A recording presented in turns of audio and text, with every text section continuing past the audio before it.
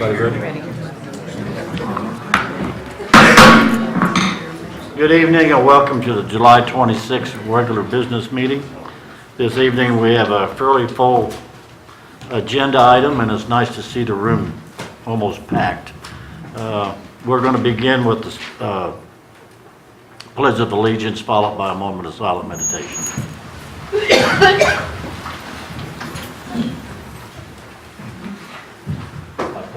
Allegiance to the flag of the United States of America and to the republic for which it stands, one nation, under God, indivisible, with liberty and justice for all.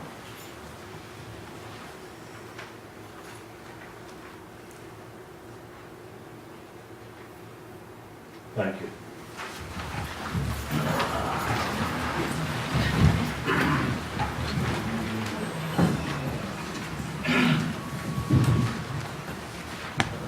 Bill, would you like to come up? We have a proclamation for the farmers market, and Mr. Cromer here has been very active in it since the start of it and manages it quite well. Whereas farmer market are an important nationwide outlet for agricultural producers, providing them with increased marketing and opportunities.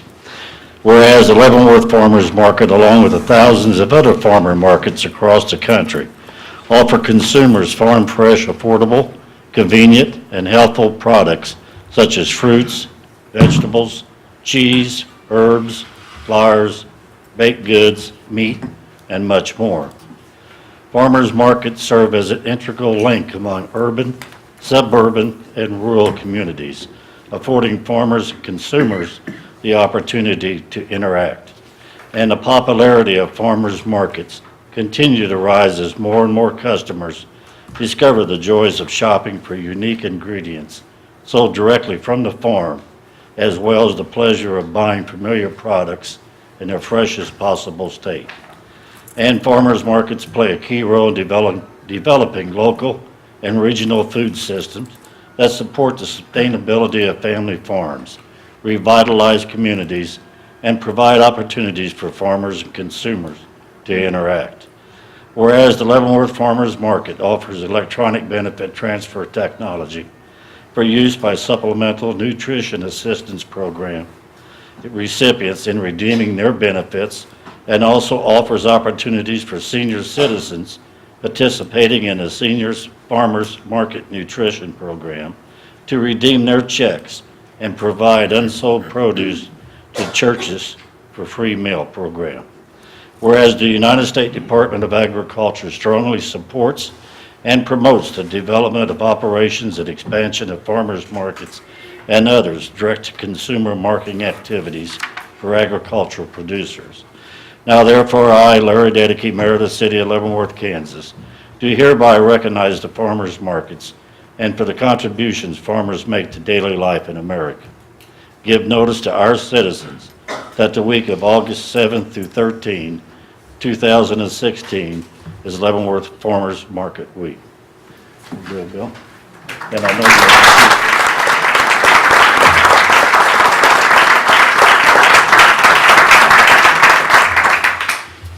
Thank you, Mayor Dedeke, and commissioners. We see all of you come through the market, and we really do appreciate the support from the commission and the city staff all together. I will just tell you that last Saturday morning, Officer Brandon Mitchell from the Leavenworth Police Department showed up at the market. He walked through the market. He spent about an hour, and he gave away little miniature badges to the kids. And if you take our market minute, you will see a picture of him giving those kid, and that kid paying attention to him. I think there can be no better chance for building community relations than that to happen. Several Wednesdays ago, the fire department had their fire truck down at our market, and the kids were able to ask questions, and so are adults, as a matter of fact, to ask questions about what's going on in that area of the world. There's a couple of people that are here with me today. I'd like to recognize, though, that as the president, I just show up. They do all the work. Mary Bean is our market secretary, and if you know anything about secretaries, you know they run the organization. Morgan is our market manager for both Saturday morning and Wednesday afternoon. And my wife, Joy, writes the Market Minute. She is the public relations lady that makes all this happen. It's mentioned in the proclamation about the SNAP program, the Supplemental Nutrition Assistance Program, the old food stamp program. Our market right now on Saturday mornings and Wednesday mornings, for everyone who swipes their card up to $25, we match it 3-to-1.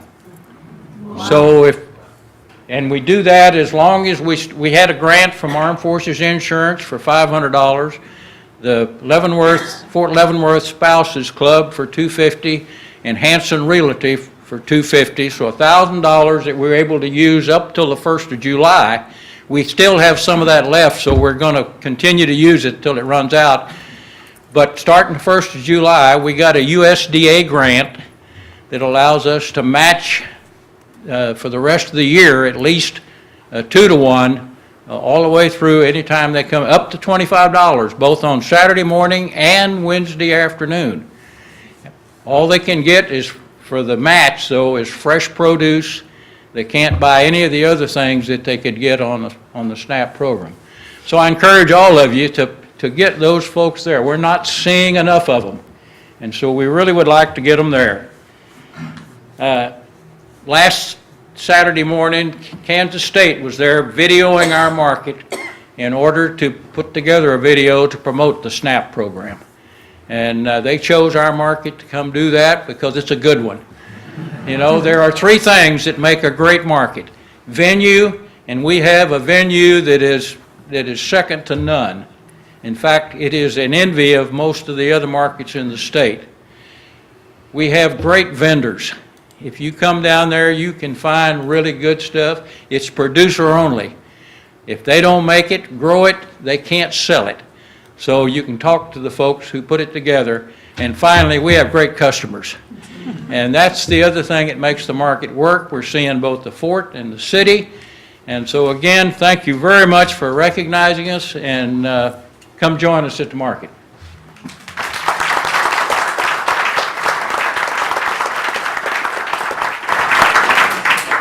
Our next item will be taken care of by Mr. Steve Grant. Thank you, Mayor. Good evening, Mayor, Commission. There's, as you all know, I come from maintenance, and there's a couple times out of the year that really get me excited. Spring cleanup, and every time my phone rings with somebody wanting to adopt a park, because I know I got volunteers on the way, and as you know, we need every hand on deck to get things done. So I was thrilled when we got the phone call from Pastor Jerry Wells at the First Baptist Church, which is right adjacent to Woolman Park, and their interest in volunteering to adopt Woolman Park. So with that, I would like to ask Pastor Jerry Wells to please come forward, and we will unveil the sign that will be erected in their honor, acknowledging, and then I'll invite him to say a few words.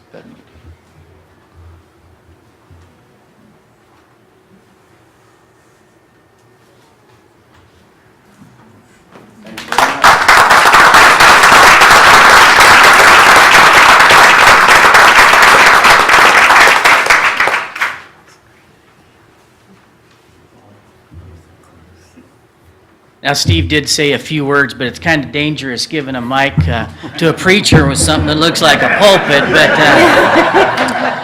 I promised him I'd keep it under 3 hours, but no, just kidding. It's a pleasure to be here tonight and appreciate the time to talk with you tonight just briefly. We at First Baptist are very excited to have the opportunity to partner with the city to serve in this way in our community, in our neighborhood. We know that Woolman Park is very heavily utilized by our neighborhood, by our community. And so we just thought, hey, this is a natural, it's right there. We can help out.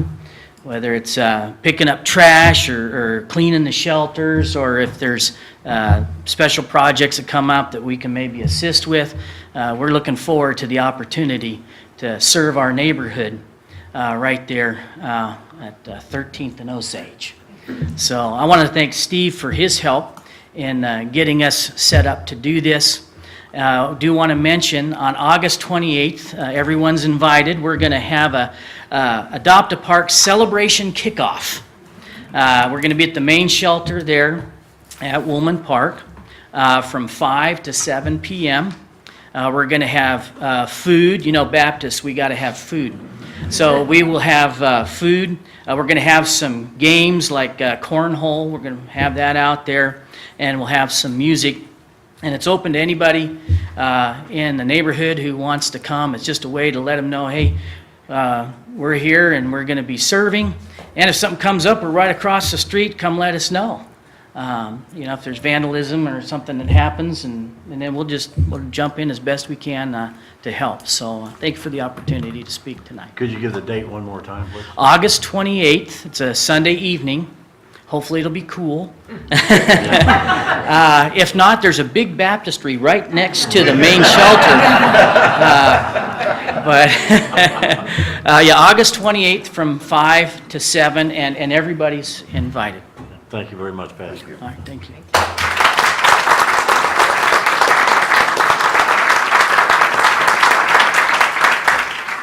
Our next agenda item is consideration of meeting minutes for July 12th, 2016.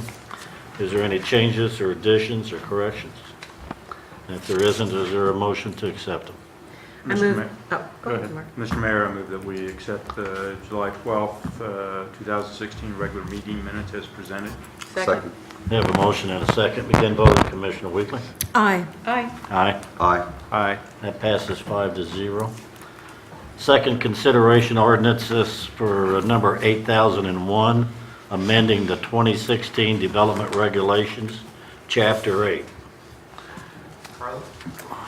This was presented at the July 12th meeting to the City Commission, and it was in regards to adding another little section in the sign chapter to kind of spell out political signs a little bit more.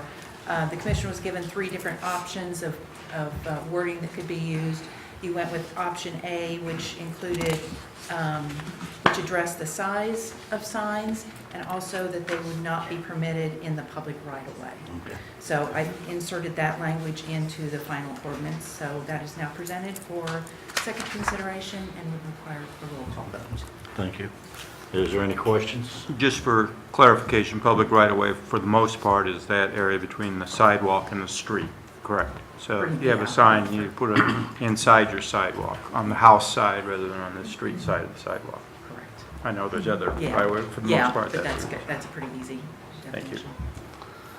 definition. Being no other questions, this is a roll call vote. Begin with Commissioner Preisinger. Aye. Aye. Aye. Aye. Aye. That passes 5-0. Under citizens participation, this is a part of the agenda where anyone in the audience could come forward to the podium, either present a receipt, a petition, or just talk to us and tell us what's on your mind. Seeing no one, we will move on. For the consideration to the crowd that's here, I think most of you are here for item number 10. I'm going to move that up, and we'll address that one now, so you don't have to sit through the entire agenda. Mr. Mayor and Commission, the shelter, Proclamation shelter, opened at 716 North 5th Street in December 2014. The group has been in discussions with the city for quite a while now about their desire for a new facility with expanded services and welcome central operations in one dedicated building. At the April 5th City Commission study session, the City Commission discussed and considered the transfer of city-owned property at the southwest corner of North 3rd and Kiowa Streets for the construction of the shelter. The consensus at that time of the commission was to move forward.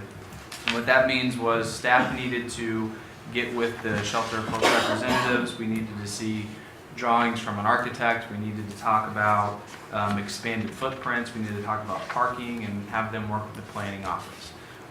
Since April 5th, they have done that. So the staff has brought this back now to let you know that we are ready to proceed with a real estate agreement and working out some issues with SUPs, dealing with parking in the area. I think it's important to note that this tonight does not convey the property. It doesn't set up anything other than staff's direction to enter into or come up with a real estate agreement that will come back to the city commission.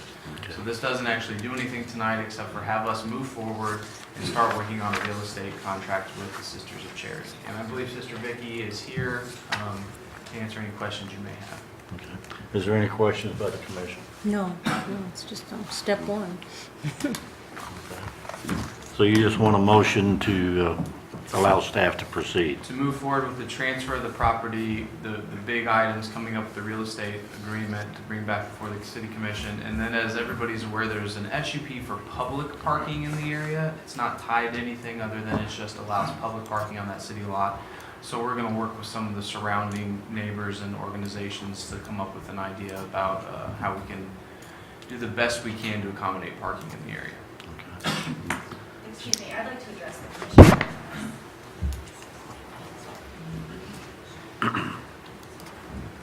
If you would state your name and your address, please. Yes. My name is Katie Walker, and I am in-house counsel and director of human resources for Riverside Resources Incorporated. We're located at 700 North 3rd here in Leavenworth, and we are a nonprofit company that provides services to people with intellectual and developmental disabilities. With regards to the special use permit that was discussed, we've had the special use permit for parking at that location at 3rd and Kiowa since 1985. And we actually, before this all started, thought we owned that property. We've maintained it, trimmed the trees, filled potholes and everything ever since that time. And so we use it every day. We also provide transportation for the people that we serve. So we park buses there, we use it for loading and unloading. Some of our people utilize wheelchairs, have some other limitations regarding physical abilities. So the necessary location being so close to our building is imperative for us. Also, we have 60 people served as well as staff. So that is an emergency snow route. So in case of snow, plow trucks having to come through, we definitely require all of the parking that's located over there. I had written a letter to Mr. Kramer after the last meeting in which this was discussed, and I don't know exactly if this is the appropriate time to discuss concerns or not, but I feel like even taking a step forward without bringing up the concerns, is putting the cart before the horse, I guess. I appreciate you bringing your concerns up. I think what you need to do is work with staff about those concerns.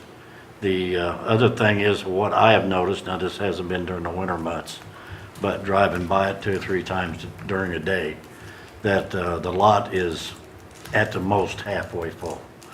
I don't project Sister Vicky having a crowd that's going to have a bunch of vehicles. So I don't think it's really going to be a main problem. And what it's going to take is both entities working together. And I fully believe in their cause and everything that they're doing as well. We have mandatory trainings that all-day training and sometimes involve 15 additional staff that are there. And so that's 15 additional cars over and above what's currently there. Right now, we're in the middle of changing over our fleet of buses. So we actually have less buses parked there right now than before. We have a rusted out floorboard on one, so it's no good anymore. We're waiting on the new one to come in, things like that. Okay, thank you. Thank you. Is there anyone else that desires to speak to it? Mr. Mayor, Yes. I know that we have received a letter, I don't want to say in opposition, but somewhat in opposition from Main Street Right. about the location of this homeless shelter.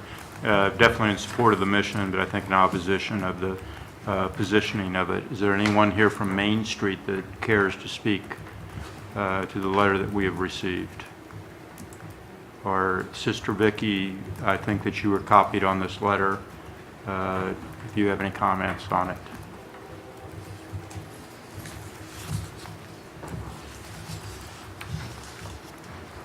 First of all, in terms of Riverside, we would very much like to work with them. We don't see using that parking hardly at all, so hopefully they wouldn't be impeded in any way by us, and we'd certainly work with them on that.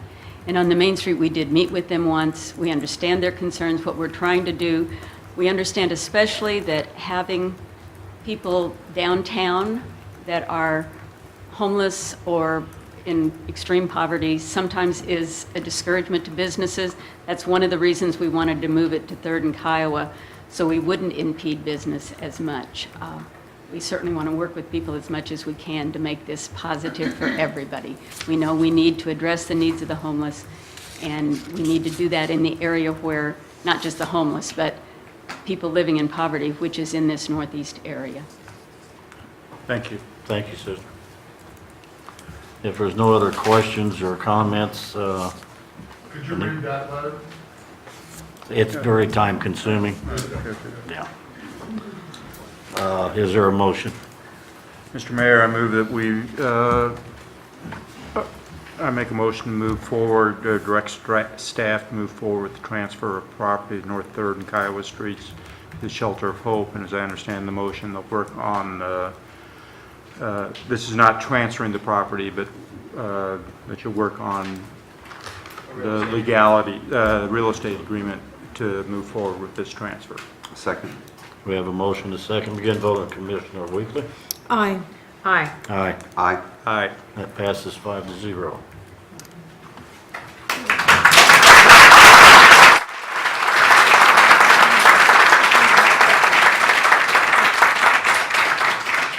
Now, you're all more than welcome to stay,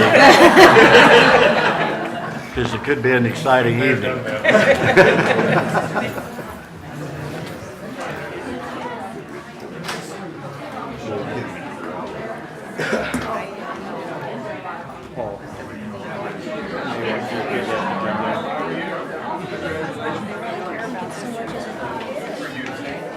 Who was it? John?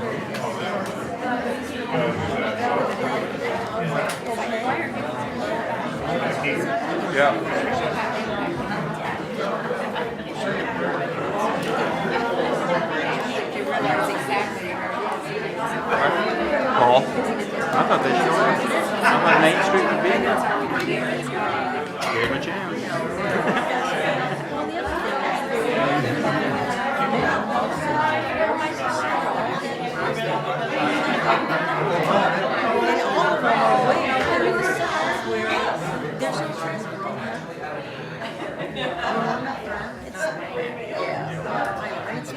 Item number 5 is recommendation for revision to the Personnel Policy Manual. Our HR director, Lauren Planter, is here somewhere. She's in the back shaking hands. She's stuck back there. Not good way. Kind of stuck, yeah. She's making her way through the crowd there. Everybody's hugging her as they go by. So you got a little fan club there. Sorry.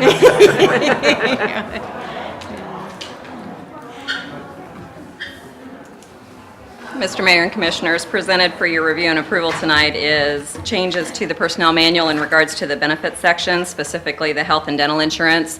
As was discussed during our budget meetings, the change that's being requested is a change to single coverage as far as the city portion of that percentage that's shared on the premium. It currently stands that the city pays 100% of the premium for single coverage on the base plan. The recommendation is to change it effective the beginning of the next plan year, which would be December 1st of this year, to change that to 95% city share for the single base plan coverage, employee responsible for 5%. In addition, they would be responsible for the buy-up cost to the richer 90% plan if they so choose. And again, this would be effective December 1. Can you give me an estimate of, on a single person, what approximately how much that would be, that they'd have to pay?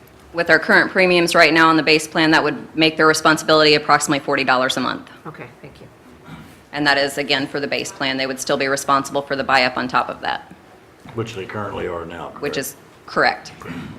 So, you said $40 a month covers 5%, so that, we're paying $760. City is paying $760. The single 80% plan is roughly about $698 right now.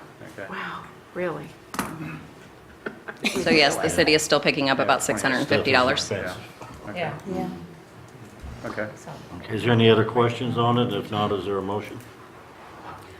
Mr. Mayor, I move that we approve the revisions to the Personnel Policy Manual regarding the healthcare and dental care plan.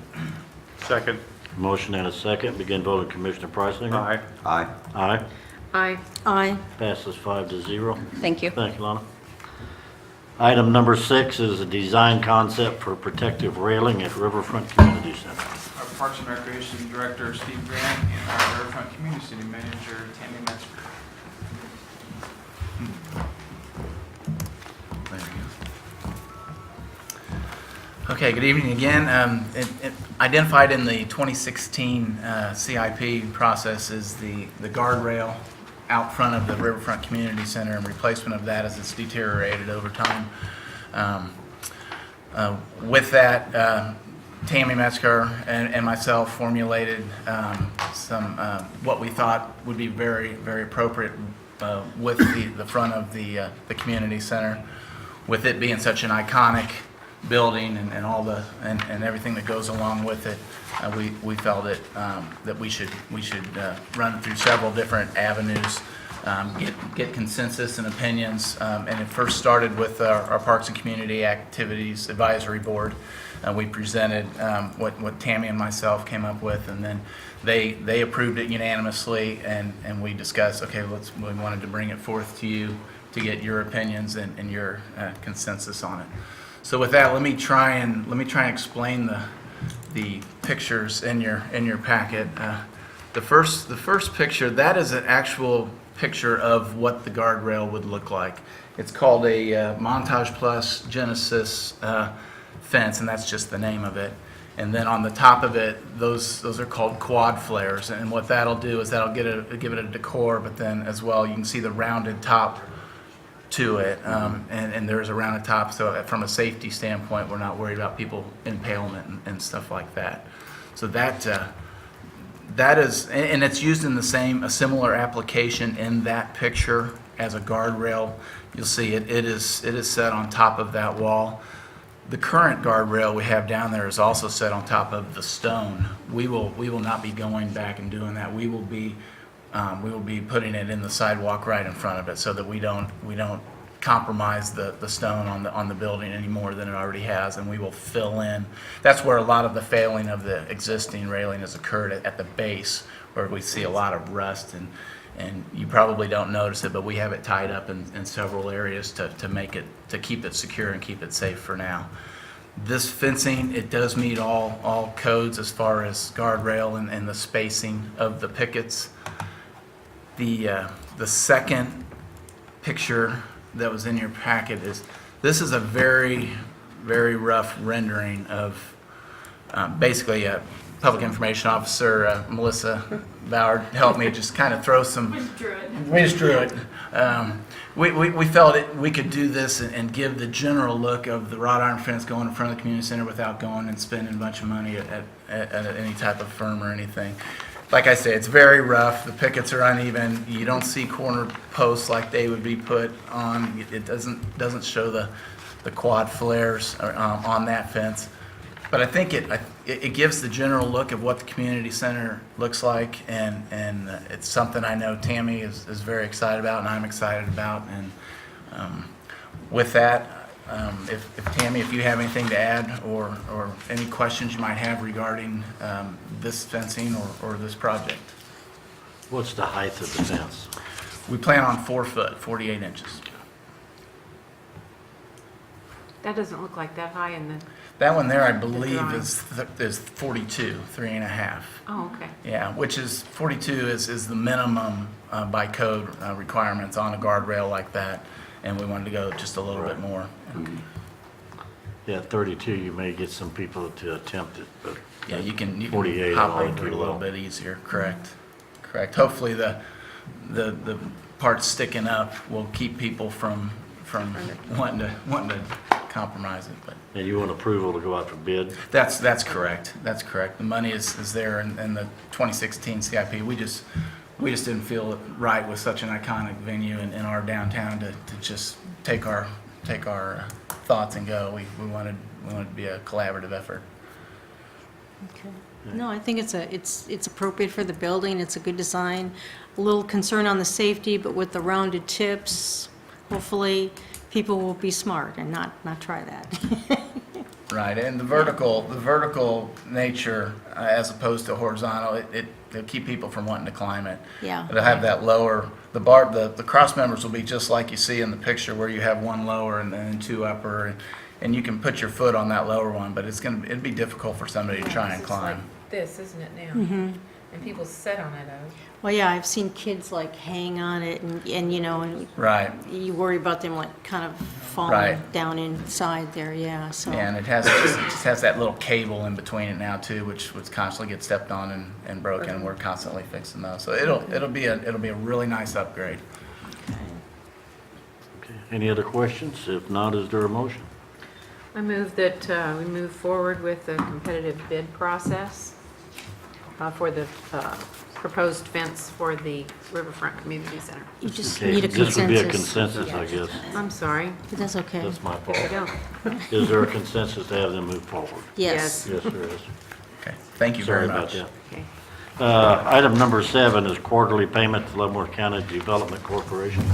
Mr. Mayor and Commission, LCDC presented their activities for the second quarter study session on July 19th. Based on the favorable response to that report, I'm asking for authorization to submit payment or authorize payment in the amount of $11,848.50 to LCDC for the second quarter. If there's no questions, is there a motion? Mr. Mayor, I move that we make a quarterly payment to LCDC in the amount of $11,848.50. Second it. Have a motion and second. We begin voting. Commissioner Priceinger? Aye. Aye. Aye. Aye. Aye. That passes 5-0. Item number 8 is Leavenworth Historical Society request for insurance premium funding. Mr. Mayor and Commission, in March of this year, the Leavenworth County Historical Society sent a request letter to the city in regards to the city paying insurance premiums for the Carroll Mansion. In my correspondence with LCHS, it was evident that they were not really looking to be part of the 2017 budget process at this point, but as they were requesting funding for 2016. I had some good conversations with Mike Stevenson, the secretary of LCHS, and he's here tonight. I did want to mention that at the goal setting session, we talked about doing a community tourism grant fund, which I intend to start in January, but I'll bring the parameters of that to a study session this fall. This is not part of that. This is a separate request for funding for those insurance premiums, and Mr. Stevenson is here tonight. Yes, sir. Mayor Dedeke, Commissioners, Mr. Kramer, thanks for inviting us tonight. And so my name is Mike Stevenson on behalf of the Leavenworth County Historical Society, and as many of you know, we own and operate the Edward Carroll House, which is the official name of what's normally known around here as the Carroll Mansion. And for those unacquainted with that, that is that large building just south of Cushing Memorial St. Luke's Hospital. I'm here tonight to request a reasonable level of financial support specifically for this fiscal year in the amount of $9,000 targeting our insurance premiums. I'd like to review for the documentation that you should have in your packet.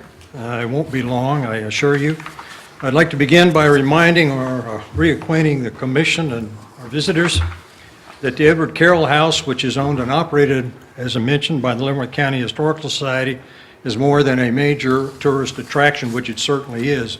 It is also the repository for local government records. For instance, the Leavenworth City Police Department has their jail records, those of you that are interested in that, and arrest records and so on. We are also a hub, if you will, for research for genealogists, writer groups and so forth, but specifically targeting in on early 20th century Kansas and regional history.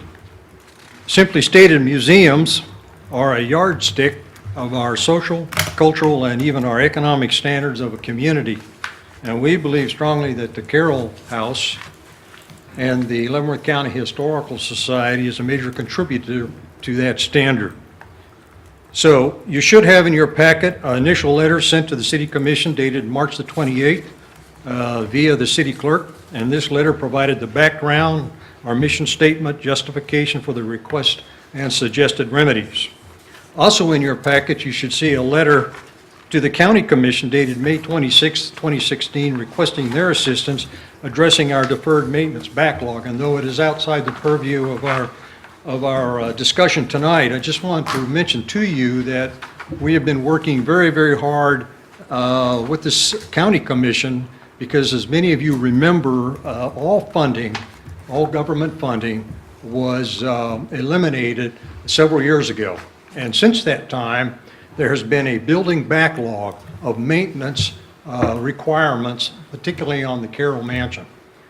And we are requesting their assistance in this. And that letter that I provided for you in your packet outlines the porch, air conditioning, even the plumbing has gone, shall we say, to the crapper on that. And we certainly need some assistance in that. But again, we are requesting that support from the County Commission.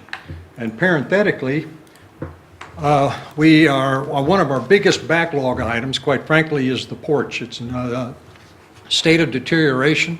We're working with the Kansas State Historical Society, and we are just about finished with a third draft on our application. If it is approved, we should receive 80% of the funding, which will be around $50,000, $60,000. But again, that's not why I'm here before you. But I wanted to express that to you to let you know that we're doing things at the museum on behalf of all of our citizens, and I think we've been able to keep our expenses under control and our income at least at a fairly steady level. The last item that you should have in your packet is the letter that brings me here tonight, and that is the one dated July the 19th, which is essentially just an updated version, if you will, and accompanying that is a spreadsheet that I prepared for you, and I would invite you to take a look at that now, and I'd like to point out just a couple items for you. It is a spreadsheet, if you will, of our ordinary income matched against our expenses. 2014, 2015, and 2016 year to date, that is to June 30th. On the far right-hand side are our projections to take us up to the end of this year. I would also highlight, because it's maybe not quite clear on your copy, the bold items that you see, for instance, under bequests and memorials, are highlighted in bold to show that those are either contracted or already incurred, or we've already received them. For instance, sadly, the late Miss Ruff passed away, as you well know, but she designated the Leavenworth County Historical Society for any donations, and so we are very, very grateful to her and her family. So we know and as note number 4 down there indicates, that would be almost $1,000 that are coming in, plus the $200 we've already received. So that's an explanation to show you that that money is already there. I would also invite you to take a look at the highlighted items in red. That is why I'm here tonight on behalf of our organization. Our insurance premiums, and I'm sure that our organization is no different than any other, particularly like the city. For instance, if you take a look at 2014, our insurance premium was $8,409. A year later, it jumped over $1,000. Now, an organization like ours simply cannot handle that type of increase. Thank goodness, to date, we've paid $4,913. Our fourth quarter premium will bring that up to $9,826, which I show in red there is 25% of our income. And that is not sustainable for us. Now, I would also like to point out to you that we have 2 major fundraisers, this Buffalo Bell Race, which you may or may not be familiar with, and the Vintage Home Candlelight Tour. Last year we had a very successful tour. We're hoping to at least come close to matching that. But even if we do, and our Buffalo Bell Race unfortunately fell far short of our expectations, as you can see the numbers there. I mean, that's real dollars. And that takes a lot of money up front to host. We bring a lot of people in from outside the community to see our fair city. But unfortunately, we only netted $3,219. When all that is said and done, we project a deficit this year of $10,354. I think my figures, or our figures, are fairly accurate. We applied reasoned judgment to coming up with those, as well as the averages for 2014 and 2015, and what we can reasonably expect by the end of the year. I'll be happy to answer any questions or address any concerns that you might have. I realize this is unusual, and I realize that you have many more priorities, but I'll be happy to address any concerns. I don't know if you can, but could you explain to me why the premiums are so high for a brick house? Sir, I wish I could tell you. I will tell you that in the correspondence I provided to you, we are looking for alternative sources, if you will. Quite frankly, I don't know if I can do this, but we use, shall we say, the leading broker in town for insurance, and we hopefully will, we are exploring other avenues. We're checking with other county museums and city museums and see what they're, but I don't have an answer for you, because what I can tell you is that in the many years I've been associated with our organization and the museum in particular, to my knowledge, we've never filed a claim. Now, this insurance is not on the inventory or the collections. Right. This is strictly the medical and the liability that we have. And fortunately, thank heaven for that, we've never had a claim, a medical emergency or anything that would cause us to activate a claim, for instance. I can't answer that question, Mr. Mayor. I wish I Have you had a discussion could. with your broker? to see I'm if sorry? Have you had a discussion with your broker? Not, to I see if personally there's- have not, but we intend to do that within a very few weeks. Yeah, because I think it's a ridiculous amount for, just for what you said, for the. I'm sure we're not property the only and- organization that's experienced that. I mean, I certainly hope not, but I don't, quite frankly, I have no idea why that is. But as you well know, we can't, as a public museum, open our doors. So if we don't have insurance, that would be a foolish thing Oh, for us to yeah, do, and we I- certainly will not do that. I agree there. I want to assure you that. Anything else I can? Yeah, that's a huge drop in income from 50, almost 55 Yes. to 39. We've analyzed that. and 39, or 39,000 is not very much. No. We are, like many historical associations and museums around the country, we are aging very, very quickly, some more than others, unfortunately. We are not bringing in the younger members of our community. Our organization does the best they can in getting school-age children. We have what we call the Living Museum and other programs to bring younger people in. But quite frankly, it's a very difficult task to overcome. And like I said, the drop, as you can see, in the Buffalo Bell race, and we were up against about 10 or 12 other races for that weekend, which was the 1st of May, we had a significant drop-off. And we are exploring other avenues to increase our income. We have a few things that we are going to try next year. We hopefully, I'm not sure how much you want me to go into it, and I certainly won't belabor it, but we have been very successful in getting these black and white negatives from the private collector in Chicago, Illinois. We were able to get those back there, and in case you don't know what I'm talking about, those are the types of pictures that you see in that you see around town and in our own city hall here. Yeah. Except these are very, very large and very detailed of early Leavenworth. They're fantastic. But anyway, what we're hoping to do is eventually turn that into an income-producing project, and I think we'll be successful in that. We also get fees, of course, for genealogy research and people coming in here and doing right now we have a gentleman working on the early police operations in downtown Leavenworth, and he's, of course, using the police records that we have on file in our museum. But no, we're very conscientious of the fact that our income has dropped. And we talked about the fund that you were talking about before set up? What was it? grant fund. CVB, the Tourism Tourism whatever Grant you wanna call Fund? it, yeah. Would that be able to help out with any of this sort of thing? I mean, even if it wasn't for the insurance, which is Not this a year. recurring expense, but, The two parts on that is one, we didn't anticipate starting it until January, so starting Right, with right, 2017. right. The second part is you can design the grant fund however you want.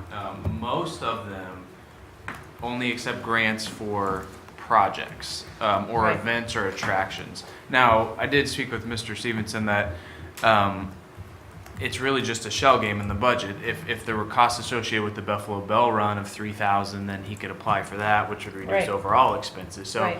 certainly we could work with them, but I would the- rather support something like that than a recurring general expense.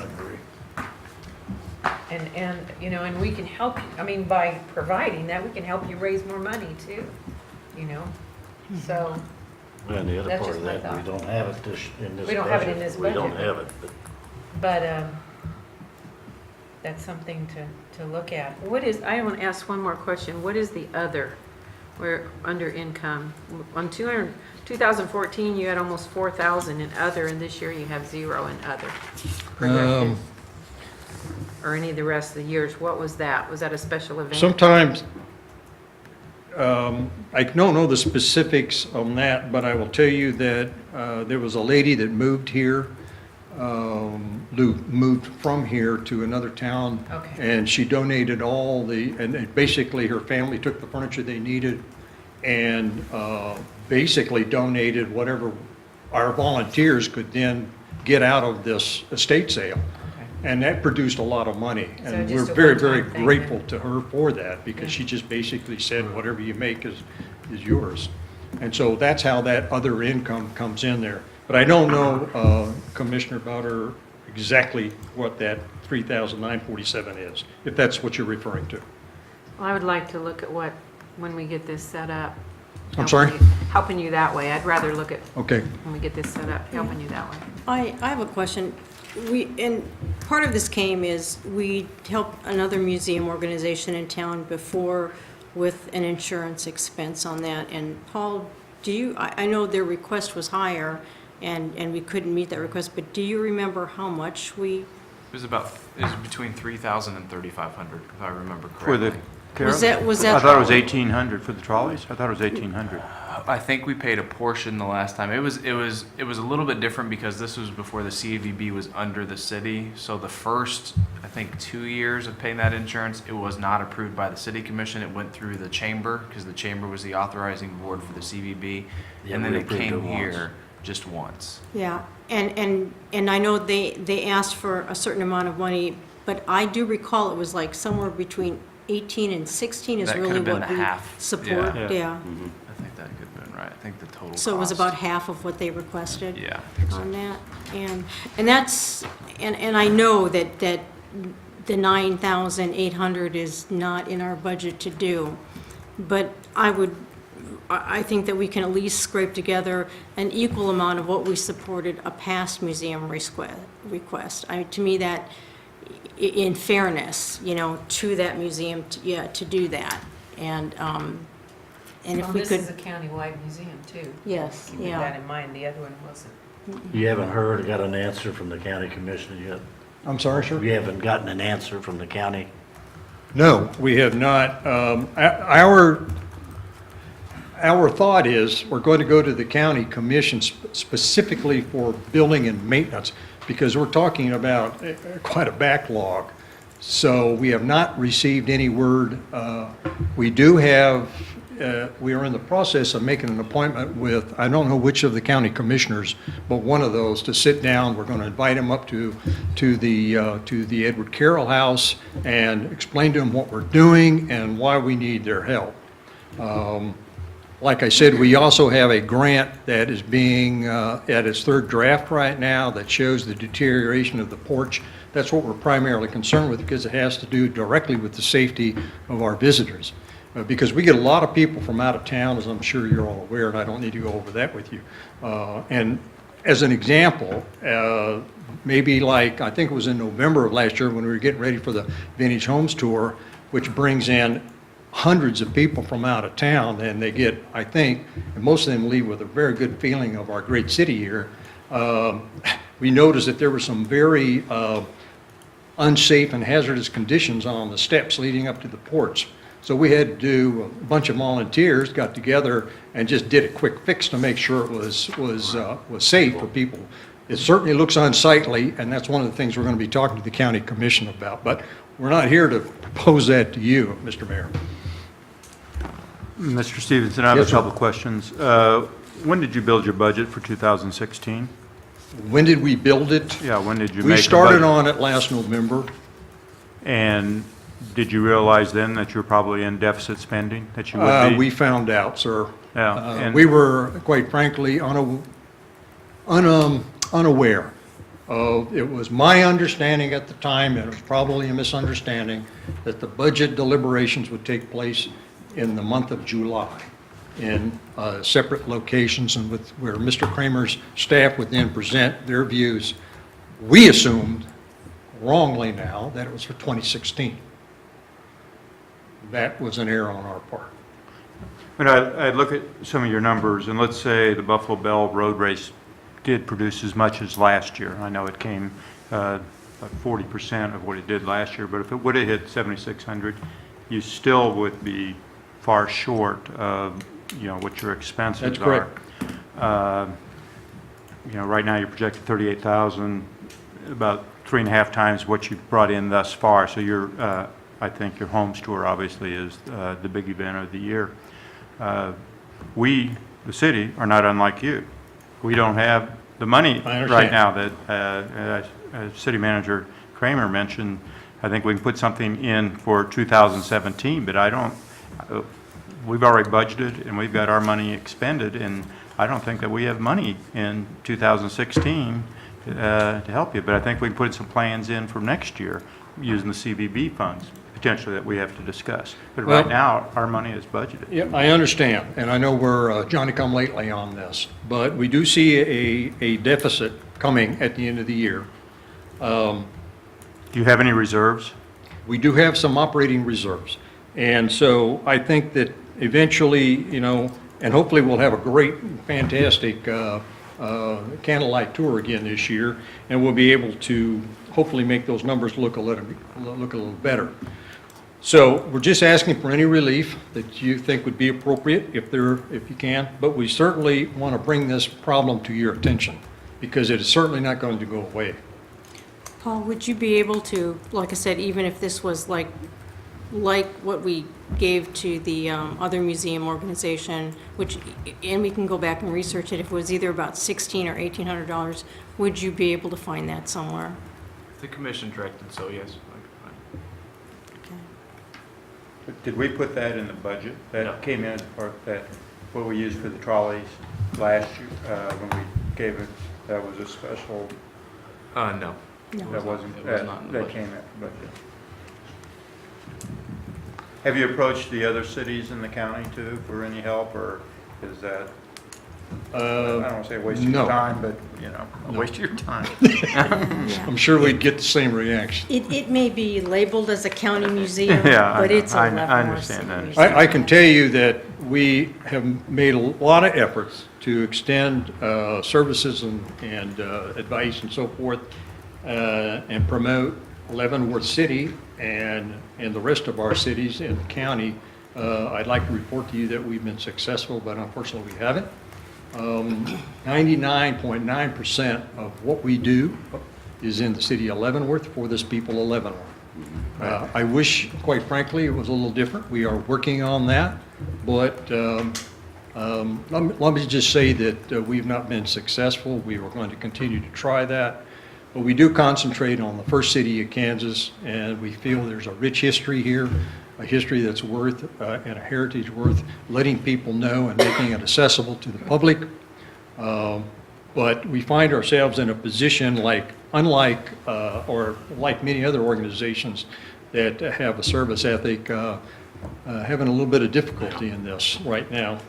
So anything that the city commission could do, we would appreciate it. We hope that you could fund the entire insurance premium I will keep you advised, or our organization will keep you advised of how we're doing and trying to find alternate carriers, and maybe I'll pass that on to Mr. Kramer for his use.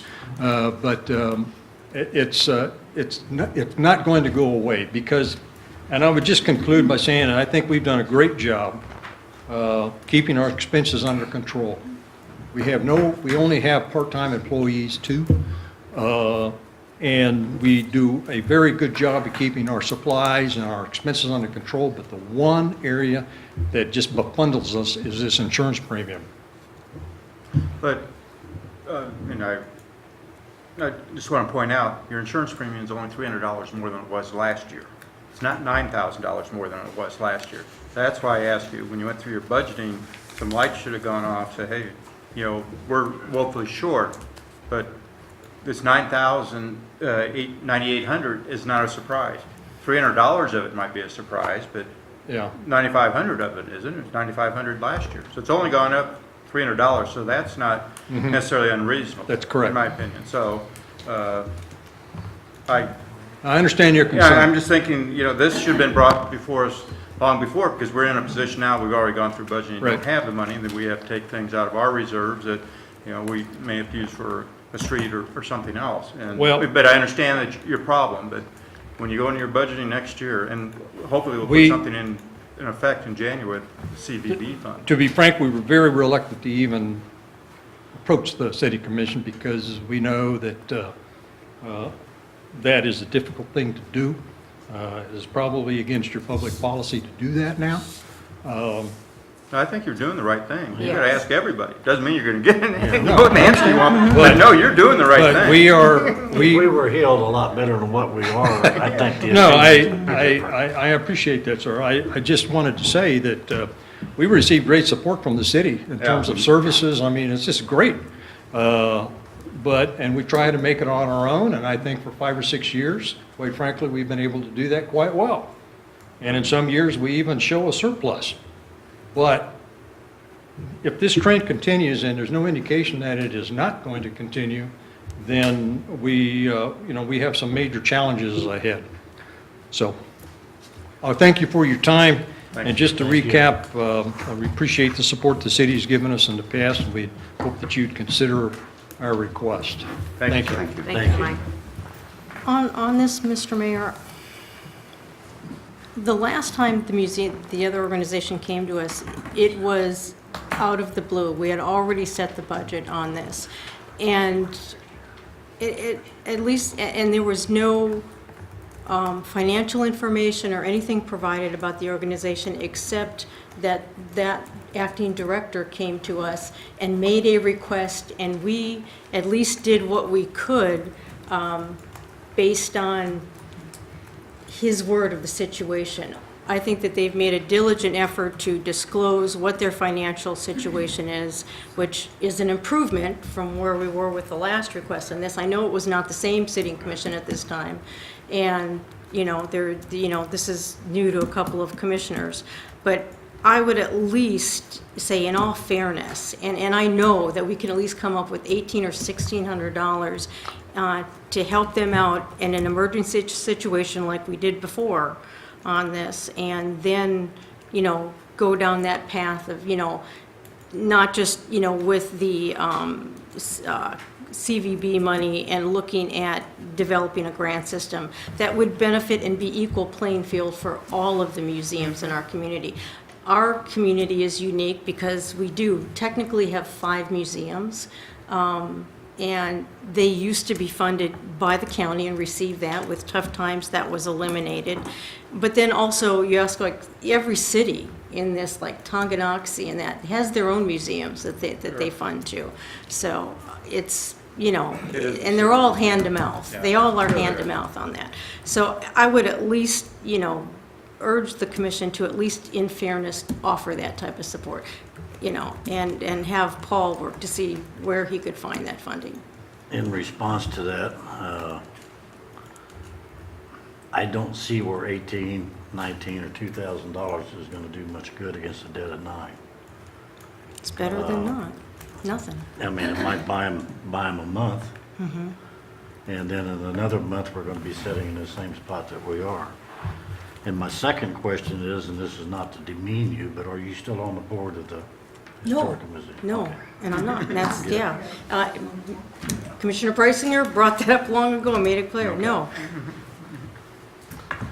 That's my feelings. Yeah, I appreciate what Commissioner Weekly's saying, and I think there's some merit to it. I believe when the trolleys came to us, they brought a budget, they needed $5,400, I'm grabbing that number now. Yeah. $5,000 to $6,000 for trolley insurance. But then we started digging into it, and they said, well, that's for 3 trolleys, and all 3 trolleys ran a total of like 48 hours during the year, or a very small amount. Right. And we didn't really want to get into the trolley business, but we basically said, you need to shut down 2 of your 3 trolleys and only run one, mothball the others, and we can pony up, as I remember, it's $1,800, but who knows? Whatever it was. We only funded a part of a partial For amount. a one-time shot only. Yeah. And we Yeah. basically said, this is not a, Yeah. Not a recurring. not Not a a recurring recurring. thing, and we were able to do it, but I think we forced them to go to one trolley only that they. Well, I think that's all they were using anyway, and the other 2 were set. Yeah, but we weren't gonna, and they're paying insurance on it. Well, to this date, I'm not even sure we asked them to sell the other trolleys or, do Right. something with them. And to this date, I'm not even sure if they even complied with those requsts. Have you seen the trolleys running much downtown? No. That is off the- No. I have not seen them. No. That doesn't I haven't even, either. I don't think I have. We'll cross that bridge if he comes back. Yeah. Is there any other discussion on it? If not, is there a motion? Mr. Mayor, I move that we at least look at funding this amount equal to what our past support was from another museum organization. Is there a second? I'll second it to bring it to a vote. Begin voting, Commissioner Weekly. Aye. No. No. No. Aye. That's 3-2. Motion fails. Fails. But I would like to look at something next year. I think Right. we can, Yeah, we we can do. give them a Yeah, lot we do more have help. something in plan. To that. Yeah, A we lot do more have a help plan than what for we're next doing year. Yeah. Yes. Yeah. Yeah, I do agree with that. yeah. Sorry, Mike. Okay. Item number 9, updates on proposed 2017 budget. Yeah, Mr. Mayor and Commission, we are almost wrapped up with the 2017 operating budget. Staff believes that the only remaining issue was the operation of municipal court probation services. I briefed the commission last week. Direction from that, I did reach out to the cities within the county in an attempt to get a firm commitment by them to join the city of Leavenworth. As my policy report states, the responses were positive, and there seems to be a consensus that that would be a logical move. However, a lot of them, their next commission meetings wasn't in the window between last week and this week. Plus, we also don't have formal contracts to them, so we don't have in writing formal commitments that they would move to the city, but it was a very favorable response. I also have spoken with the county, and that conversation went well as far as moving toward a city-run probation. However, based on the factors involved, we do not have a formal commitment from the other cities. So looking at the proposed millage rate increase of 0.5 mils, it looks like it would be a recommendation to go with 0.3 mils. That way we could cover the cost of probation should the other cities ultimately decide not to join the city. And then if, as expected, the cities do join Leavenworth, then we would use the 0.3 mils or 0.3 of a mil for the other stated commission objectives for a slight millage increase, which would be primarily for the contingency fund to be able to fund miscellaneous and items throughout the year and give some flexibility. I do believe that the other cities are probably going to join this operation, and over the last week we've also done some work with staffing and more work on operations, and I'm very comfortable that the city can operate this function. Any questions of Mr. Kramer? So once again, I know you say this, originally we kind of said, we were thinking a half a mil increase, but it's kind of the recommendation now, let's take it down to 0.3. That will fund the probation if no one comes in, Right. but with no guarantees, but pretty good chance that Tongi and Baser and Lansing will come in, then we can use that .3 to build that contingency that is now woefully inadequate. Isn't up to where It's about where a it's been. fourth of what it was Yeah, a few yeah. years ago. And the .3 is about $60,000, yeah. Okay. So I felt it was enough to cover probation responsibly should something happen without a firm commitment in place. So I think that would be the minimum if we were going to take over probation.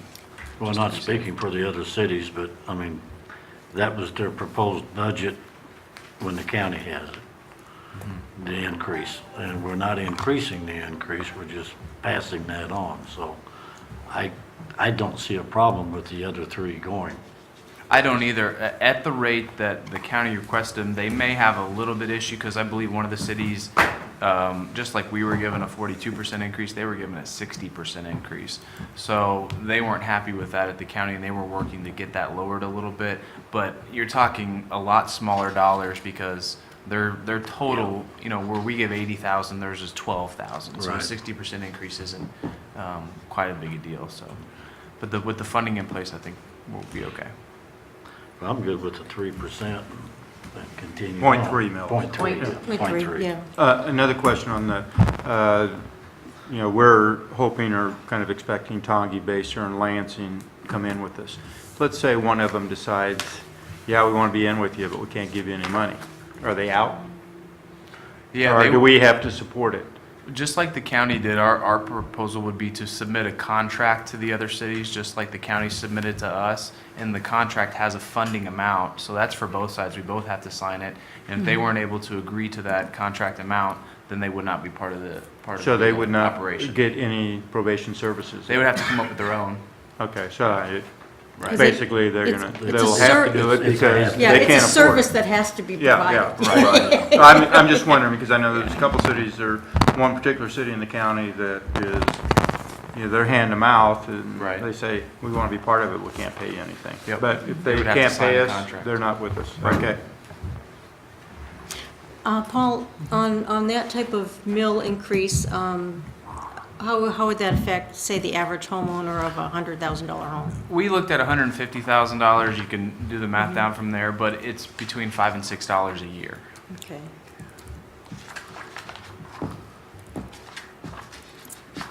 Okay, is there any other discussion? If not, is there, well, be a motion on, well, let me get Consensus? consensus. Yeah, Yes. Yes. okay. And the budget will be back for you for a public hearing on August 9th. Okay. Item number 11 is direction to KDOT reference the Centennial Bridge. Mr. Mayor and Commission, at the June 21st City Commission study session, staff from KDOT and Trans Systems, which is the engineering firm hired by KDOT to do the advanced preliminary engineering study for the Centennial Bridge replacement, presented. They presented on two main items: the general characteristics, design, and location of the bridge. There's some bullet points here: 4 lanes with shoulders, pedestrian and bicycle path, a little bit of change in the navigation channels immediately north of the existing bridge, the cost of about $80 million. They also presented, and was part of their study, the most logical and likely financing structure for this bridge, and that came out as a toll, roughly $2 each way. Tolling would be electronic. Vehicles without a K-tag would pay a surcharge. They'd be billed to their addresses based on reading a license plate. And there would also be other costs for the approaches to the bridge that tolling would not be able to use for. KDOT is nearing the end of their APE study, the Advanced Preliminary Engineering Study, and has asked the City Commission, in this case to direct the city manager to send them the city's support or non-support of the general characteristics, design, and location, and support or non-support of the general funding mechanism presented, being a toll. And they can be separate? We'll need 2 separate motions, one for support or non-support on the characteristics and one for the funding. Any questions? Anybody want to speak to it? Well, I think if we vote down the toll, we're voting down the bridge, because I don't think they're gonna pay for it, but I like the idea of the bridge, but I don't like the idea of the And I agree toll. with you. But I think we're, But on the same token, we haven't rejected the bridge. yeah, we don't wanna reject it. Well, but not necessarily. Without the toll, it pushes it out farther. That's why they're separate. It does still keep it alive. Like I said, I know realistically that to have it go forward in a realistic, our lifetime timeframe, that the toll does need to be there. It's a hard thing, but it was a toll bridge in the beginning to begin with. If they would start this thing today, it'd be 10 years before it's open. Yeah. 5 to 7 years for environmental review and 3 years for construction. And, it's, I think so- Mr. Kramer would see it, the rest of us probably wouldn't. He's the only young guy in the room. Taylor's here.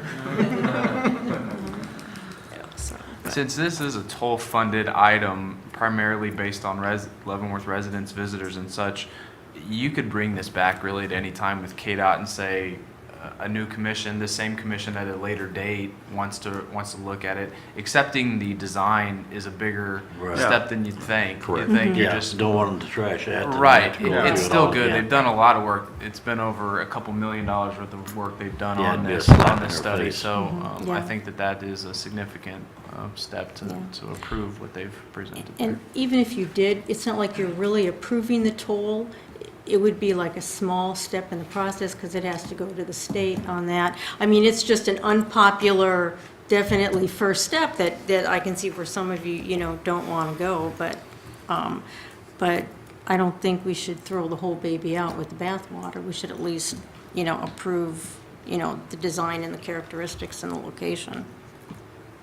Okay, is there a motion for keeping the design of the bridge? So moved. Second.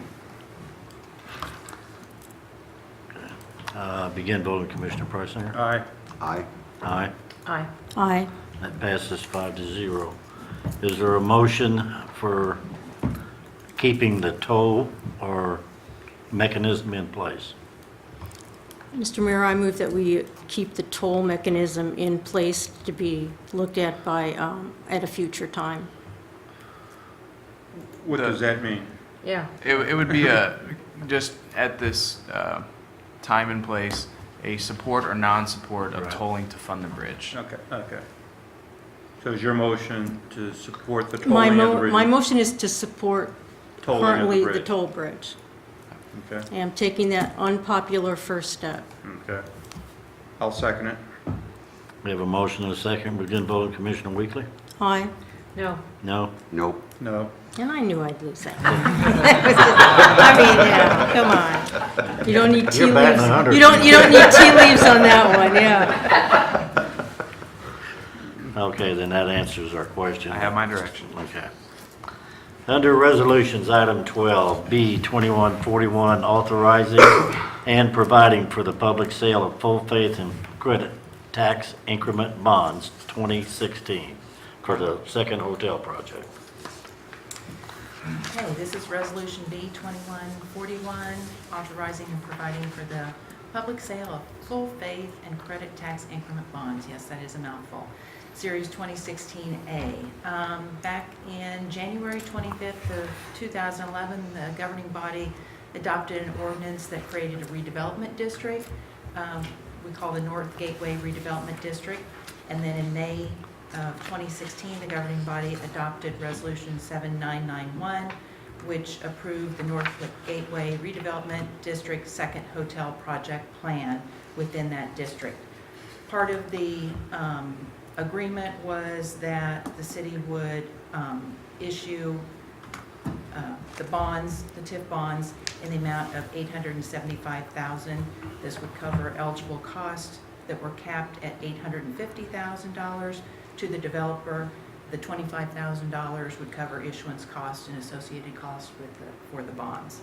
Eligible costs by the developer included things like acquiring parcels, demolishing existing family structures, doing certain underground detention and utility relocations, and then constructing a hotel facility on the property. This is the first of several actions, so it's come back to you a couple more times. But this is the first resolution, and the bonds will be sold at a public sale on Tuesday, September 13th at 11 o'clock. So this is just, would be approving this resolution. Anybody have questions? If not, is there a motion? I move we approve resolution number B 2141, authorizing the public sale of full faith and credit tax increment bonds series 2016-A. I'll second. We have a motion and a second. Begin voting, Commissioner Priceinger. Aye. Aye. Aye. Aye. Aye. That passes 5-0. Bids, contracts, and agreements for emergency repair of a sinkhole at 2nd and Chestnut. Mike McDonald, our Public Works Director. Thank you, sir. This is another surprise from the rainfall that we received earlier this year. Over the 4th of July holiday, we received about 5 inches of rain over a 2-day period. And our reported by a member of my staff that there was a large sinkhole at 2nd and Chestnut. And you say, well, that's not so large. It looks kind of fairly good sized. But if you look at it a little closer, you'll see it's really big. And it's got bigger over the first couple of days, but it's been stable, and it's about 25 feet deep. And you say, where does that go? This is at the bottom, looking up the drainage channel. Is that a raccoon, I see? It could be. Or a mountain lion? I said get something artistic, It's a and mountain maybe lion? you've got a big raccoon stuck up in there. But this is down in the creek bottom, 25 foot below the street level, looking back to the west. This age of this stone structure, we're guessing, is about the early 1900s. They were built throughout the community when they improved the drainage systems. And sometime, we believe in the 50s, they were coated with concrete through a gunniting process, which is fine for a while, but tends to hide deterioration and eventually causes the stone to absorb enough water that it self-destructs. And you can see the rubble that's fallen from up above and washed downstream a little bit. The light comes from the actual sinkhole that you see. And that's looking That's looking the record. a little more detail there. So this was appeared to be stable enough and was not in danger of any dramatic deterioration, and we were lucky with the rains. But we did proceed to try to get bids for the repairs rather than simply contact a contractor and ask them to repair it, as we've done on similar repairs. As we deemed this an emergency, we coordinated our bidding process with the city manager, the finance director, and the city clerk, in that we prepared some basic plans and specifications and distributed them to contractors that we knew were ready prepared to do this type of work. And we received 3 bids from the firms shown in the policy report, with the low bid being from Line and Weaver Construction at $50,120. We believe that this was a reasonable expense in that we got bids in that vicinity, and it's complicated because you have to reconstruct the drainage. There's a drainage inlet that sits in this hole. You've got to build that up. You got to form up the roof of the arch to support all this extra weight.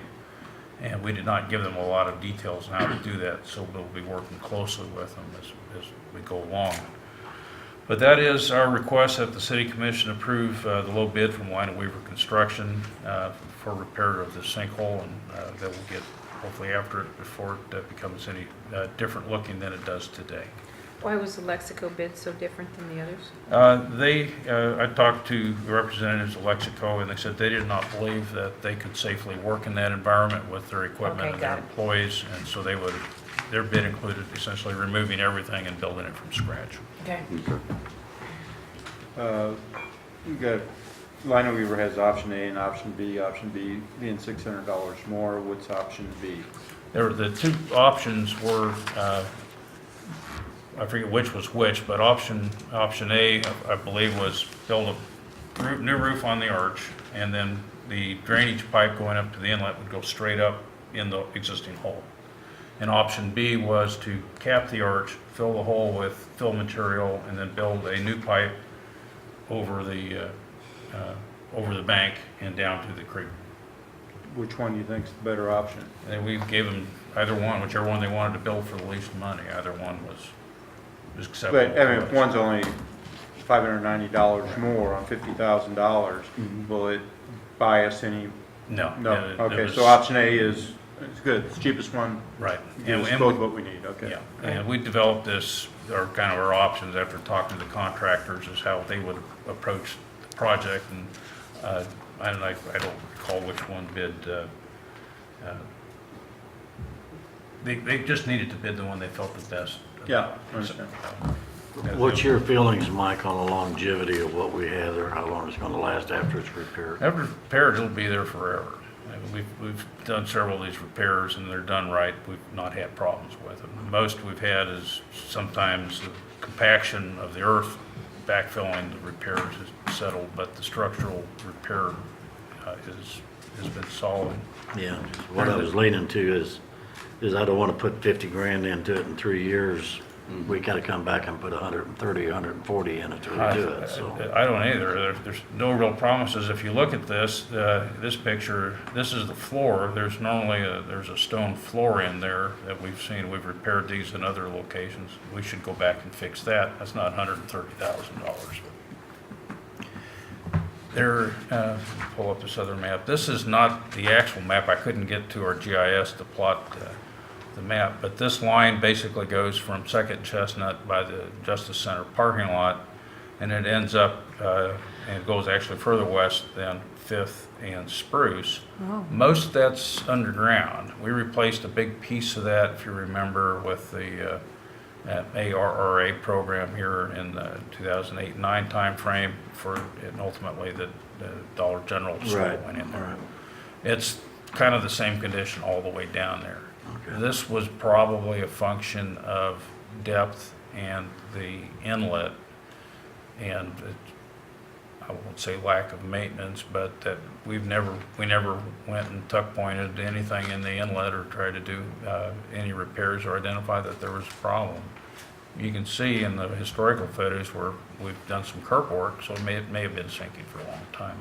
But this sort of thing can happen anywhere along this line where there's a bend or an inlet. I got this stuff all over town, and this has been the year for, two sewer problems, now this big storm sewer problem. You kind of wonder if maybe it's time to look a little, some other funding options, which we've talked somewhat with the city manager on. But for taking care of this repair, I think we're covered. But it is a city full of old infrastructure. Right, I understand. All right, any other questions on it? If not, is there a motion? I move that we approve the low bid from Lineweaver Construction in not to exceed $50,120 for the repair of the storm water sinkhole at Second and Chestnut. Second. We have a motion and a second. Begin voting, Commissioner Preisinger. Aye. Aye. Aye. Aye. Aye. That passes 5-0. Thank you. Item 14, first consideration ordinance to levy special assessments for demolition. 14 and 15 will be Carla. 14, the first one is the first consideration ordinance to levy a special assessments for the demolition costs that have been incurred by the city. I've got 6 properties on here that since the last time we did our demolition assessments, which we do it once a year, usually about this time of the year, so that they can get them over to the county and they can get them onto the tax rolls. So I've got 6 properties on here. The total amount, $42,325.10. The breakdown of each of them are there. Some of them are marked whether it was a garage only or there's a shed in a house on one of them. So these will, this is our first consideration. Everybody that we demoed the property on, they've been sent invoices and given an opportunity to pay the city and reimburse us back for those costs.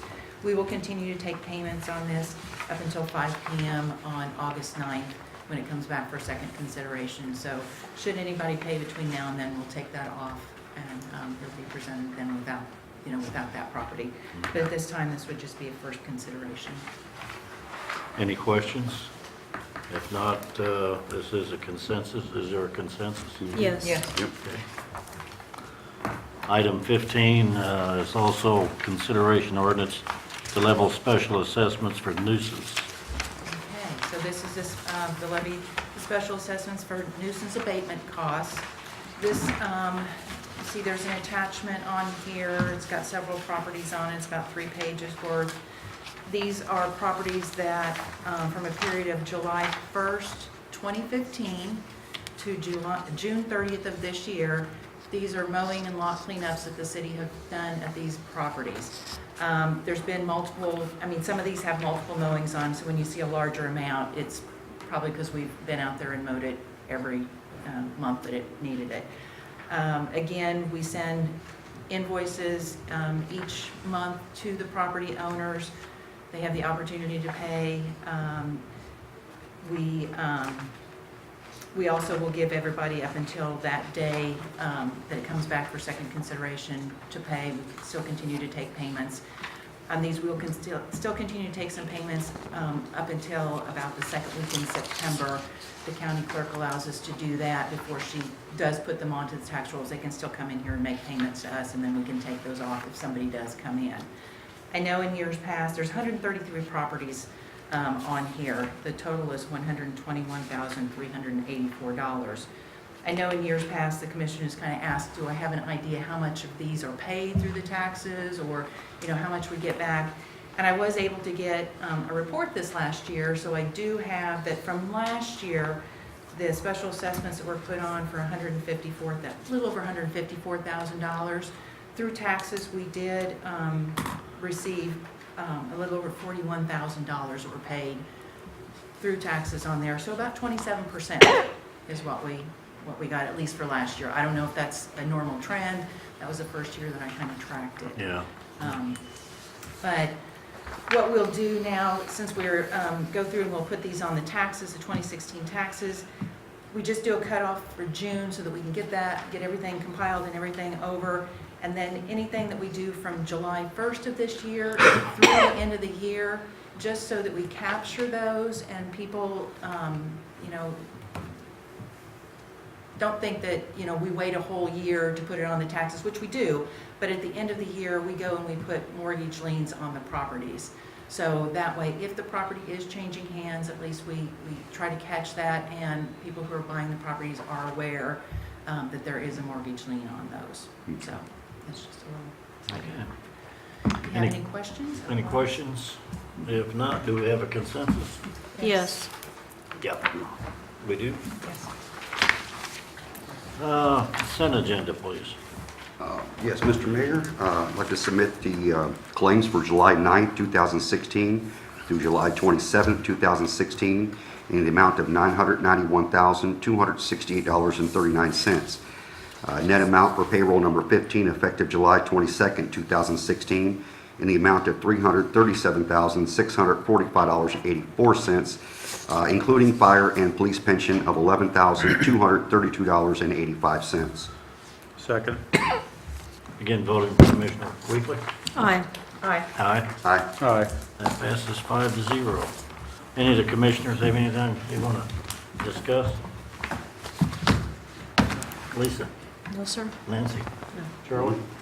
No, I know that we've gone through the budget process, and once again, I want to thank City Manager Kramer as well as Ruby and Finance for the job well done and keeping us fiscally sound. We have a very high bond rating, and it was reinforced today, this afternoon. S&P downgraded Kansas's bond rating this afternoon.